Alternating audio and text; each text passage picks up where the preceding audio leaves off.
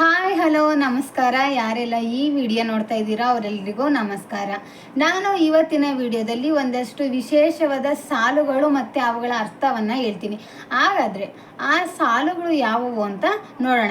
ಅದಕ್ಕಿಂತ ಮುಂಚೆ ವಿಡಿಯೋ ನೋಡ್ತಾ ಇರೋಂಥವ್ರೆಲ್ಲರೂ ಎಲ್ಲೂ ಸ್ಕಿಪ್ ಮಾಡದೆ ಕೊನೆವರೆಗೂ ನೋಡಿ, ಮತ್ತು ಸಬ್ಸ್ಕ್ರೈಬ್ ಆಗಿ, ಲೈಕ್ ಮಾಡಿ, ಶೇರ್ ಮಾಡಿ, ನನಗೆ ಸಪೋರ್ಟ್ ಮಾಡಿ ಅಂತ ಕೇಳ್ಕೊತೀನಿ. ಹಾಗಾದರೆ ಆ ಸಾಲುಗಳು ಯಾವುವು ಮತ್ತು ಅದರ ಅರ್ಥ ಏನು ಅಂತ ಇಲ್ಲಿ ನೋಡೋಣ.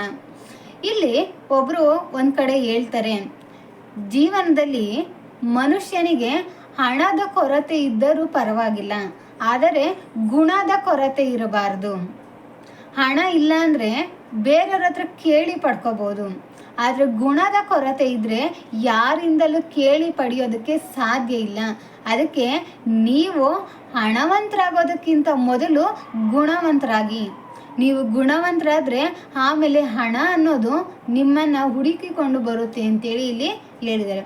ಇದು ಕೇಳೋದಕ್ಕೆ ಎಷ್ಟು ಸೊಗಸಾಗಿದೆ ಅಲ್ವಾ? ಹಾಗಾದರೆ ಇದರ ಅರ್ಥ ಏನು ಅಂತ ನೋಡೋಣ.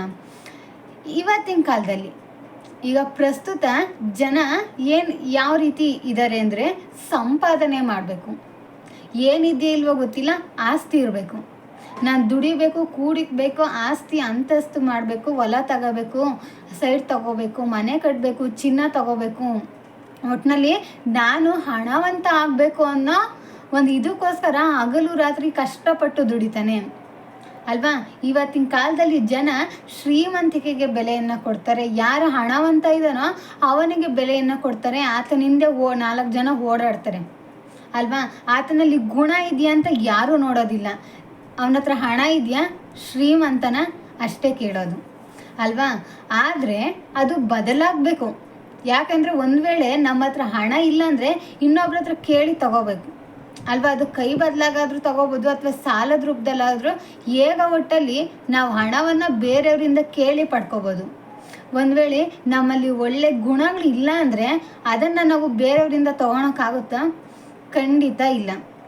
ಈ ಹಣ ಎಷ್ಟು ಮುಖ್ಯನೋ ಮನುಷ್ಯನಿಗೆ ಗುಣ ಕೂಡ ಅಷ್ಟೇ ಮುಖ್ಯ. ಹಣದಿಂದ ಎಲ್ಲವನ್ನು ಸಂಪಾದನೆ ಮಾಡೋದಕ್ಕೆ ಆಗೋದಿಲ್ಲ. ಕೆಲವೊಂದು ಸಲ ಹಣದಿಂದ ನಾವು ಎಷ್ಟೋ ಸಂಬಂಧಗಳನ್ನು ಕೂಡ ಕಳ್ಕೊಂಡ್ಬಿಟ್ಟಿರ್ತೀವಿ ಅಲ್ವಾ? ಹಣನೇ ಜೀವನ ಅಲ್ಲ, ಜೀವನ ಮಾಡೋದಕ್ಕೆ ಹಣ ಬೇಕು. ಆದರೆ ಹಣವನ್ನು ಸಂಪಾದನೆ ಮಾಡೋದೇ ಜೀವನ ಆಗಬಾರ್ದು ಅಲ್ವಾ? ಹಣನ ಯಾವ ರೀತಿಯಲ್ಲಿ ಬೇಕಾದರೂ ಹೇಗೆ ಬೇಕಾದ್ರೂ ದುಡಿಬೋದು. ಅದರಲ್ಲಿ ಇವತ್ತಿನ ಕಾಲದಲ್ಲಿ ಹೇಗೆ ಬೇಕಾದಷ್ಟು ದಾರಿಗಳಿದ್ದಾವೆ, ಯಾವ ರೀತಿಲಿ ಬೇಕಾದ್ರೂ ಹೇಗೆ ಬೇಕಾದ್ರೂ ದುಡಿಬೋದು. ಆದರೆ ಗುಣವನ್ನು ಸಂಪಾದನೆ ಮಾಡೋದಕ್ಕೆ ಒಂದೇ ದಾರಿ ಇರೋದು ಅಲ್ವಾ? ಒಂದೇ ದಾರಿ ಇರೋದು, ಅದು ಸರಿಯಾದ ದಾರಿಲಿ ನಡಿಬೇಕು. ಒಬ್ರನ್ನೊಬ್ರು ಅರ್ಥ ಮಾಡ್ಕೋಬೇಕು, ಸಹಾಯ ಮಾಡೋ ಗುಣ ಇರಬೇಕು ಅಲ್ವಾ? ಒಳ್ಳೆತನ ಅನ್ನೋದಿರಬೇಕು, ನಂಬಿಕೆ ಇರಬೇಕು, ಪ್ರೀತಿ ವಿಶ್ವಾಸ ಎಲ್ಲವನ್ನ ಇರಬೇಕು ಅಲ್ವಾ? ಯಾವುದಾದ್ರೂ ಒಂದು ವಸ್ತುವಿಗೆ ನಾವು ಬೆಲೆಯನ್ನು ಕಟ್ಬೋದು, ಆದರೆ ಗುಣಕ್ಕೆ ಬೆಲೆಯನ್ನು ಕಟ್ಟೋದಕ್ಕೆ ಸಾಧ್ಯ ಇಲ್ಲ ಅಲ್ವಾ? ಇವತ್ತಿನ ಸಮಾಜ ಹಣದ ಹಿಂದೆ ಓಡ್ತಾ ಇದೆ, ಹಣವಂತರ ಹಿಂದೆ ಓಡ್ತಾ ಇದೆ. ಆದರೆ ಇಲ್ಲಿ ಜೀವನ ಮಾಡೋದಕ್ಕೆ, ಬದುಕೋದಕ್ಕೆ ನಿಜವಾಗ್ಲೂ ಬೇಕಾಗಿರೋದು ಒಳ್ಳೆ ಗುಣ. ಬೇಕಾದಷ್ಟು ಹಣ ಇದೆ, ಆದರೆ ನೆಮ್ಮದಿ ಇಲ್ಲ ಅಂದರೆ ಏನು ಇದ್ದು ವ್ಯರ್ಥ ಅಲ್ವಾ? ಹಣ ಇದ್ದು ವ್ಯರ್ಥ, ಗುಣ ಅನ್ನೋದಿಲ್ಲ ಅಂದರೆ. ಅದೇ ಒಳ್ಳೆ ಗುಣ ಇದ್ದರೆ ಆ ಗುಣ ಎಲ್ಲ ಸಂಬಂಧಗಳನ್ನು ಒಟ್ಟುಗೂಡಿಸುತ್ತೆ, ಸಮಸ್ಯೆಗಳಿಗೆ ಪರಿಹಾರಗಳನ್ನು ಹುಡುಕುತ್ತೆ. ಆದರೆ ಹಣದಿಂದ ಸಂಬಂಧಗಳನ್ನು ಒಂದುಗೂಡಿಸೋದಕ್ಕೆ ಸಾಧ್ಯ ಇಲ್ಲ ಅಲ್ವಾ? ಹಣದಿಂದ ಎಲ್ಲ ಸಮಸ್ಯೆಗಳನ್ನು ಬಗೆಹರಿಸೋದಕ್ಕೆ ಸಾಧ್ಯ ಇಲ್ಲ.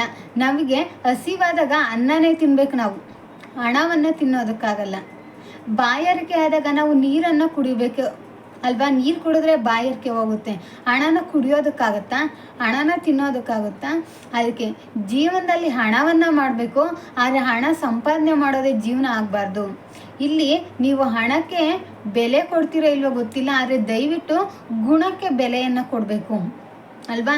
ಯಾಕಂದರೆ ನಮ್ಮ ಒಳ್ಳೆಯತನ, ನಮ್ಮ ಗುಣವೇ ಮುಂದೆ ಒಂದಿನ ನಮ್ಮನ್ನು ಒಂದು ಉನ್ನತ ಸ್ಥಾನದಲ್ಲಿ ನಿಲ್ಲಿಸುತ್ತೆ. ನಮ್ಮ ಗುಣದಿಂದನೇ ನಮಗೆ ಸನ್ಮಾನ ಸಿಗುವಂಥ ಸಂದರ್ಭ ಕೂಡ ಬರುತ್ತೆ. ಅದಕ್ಕೆ ನೀವು ಏನು ಸಂಪಾದನೆ ಮಾಡ್ತಿರೋ ಬಿಡ್ತಿರೋ ಗೊತ್ತಿಲ್ಲ, ಆದರೆ ಗುಣವನ್ನು ಸಂಪಾದನೆ ಮಾಡಿ ಅಲ್ವಾ? ಹಣನ ಯಾವ ರೀತಿಲಿ ಬೇಕಾದ್ರೂ ದುಡಿಬೋದು, ಇಲ್ಲಾಂದರೆ ಕೇಳಿ ತಗೋಬೋದು, ಆದರೆ ಗುಣವನ್ನು ಯಾರಿಂದನೂ ತಗೊಳೋದಕ್ಕೆ ಆಗೋದಿಲ್ಲ. ಅದು ನಮ್ಮಿಂದ ಒಳಗಿಂದ ಬರಬೇಕು, ಅದನ್ನು ನಾವು ಕಲಿಬೇಕು ಅನ್ನೋದು ಈ ಸಾಲುಗಳ ಅರ್ಥ. ಇಷ್ಟು ಹಣ ಇಲ್ಲದೆ ಇದ್ರೂ ಪರವಾಗಿಲ್ಲ, ಗುಣ ಇರಬೇಕು ಅನ್ನೋದು ಈ ಸಾಲುಗಳ ಅರ್ಥ. ಇದು ಈಗ ಯಾರೋ ಒಬ್ಬರು ಹೇಳಿರೋ ಅಂಥ ಒಂದಷ್ಟು ಸಾಲುಗಳು ಓದೋದಕ್ಕೆ ಕೇಳೋದಕ್ಕೆ ತುಂಬ ಚೆನ್ನಾಗಿತ್ತು. ಅದಕ್ಕೋಸ್ಕರ ನಾನು ಒಂದು ವಿಡಿಯೋ ಮೂಲಕ ನಿಮ್ಮೆಲ್ರಿಗೂ ತಿಳಿಸುವಂಥ ಒಂದು ಸಣ್ಣ ಪ್ರಯತ್ನ ಮಾಡಿದೆ. ಈ ವಿಡಿಯೋ ಮತ್ತು ನನ್ನ ವಿಶ್ಲೇಷಣೆ ನಿಮ್ಮೆಲ್ರಿಗೂ ಇಷ್ಟ ಆಗಿದೆ ಮತ್ತು ಅರ್ಥ ಆಗಿದೆ ಅಂತ ಅನ್ಕೋತೀನಿ.